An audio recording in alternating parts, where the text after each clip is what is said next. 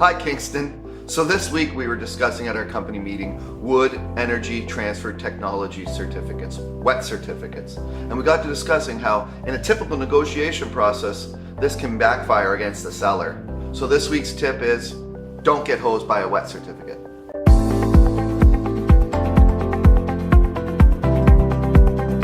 In typical negotiations, a buyer's agent will request in the offer a WETT certificate prior to closing so we can meet this condition on insurance.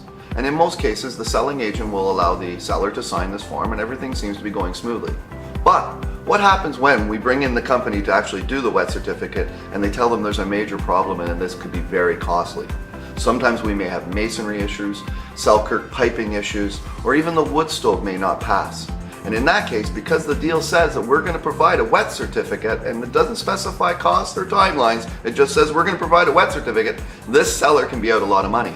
And in the case we were discussing the other day, the seller found out it's going to cost them $14,000 to provide a WETT certificate to the buyer to close the deal. So, how do we get around this? And in my years of experience, what I always suggest to a seller is that you actually get the WETT certificate in place before we actually list the property.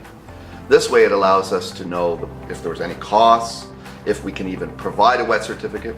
Because typically in a negotiation in the past, if I was actually go back to a buyer who puts an offer in and says we cannot provide a WETT certificate because the wood stove will not pass, or it's going to cost a lot of money to do it, we can always negotiate these fees in there and sometimes recoup some of the costs for the seller.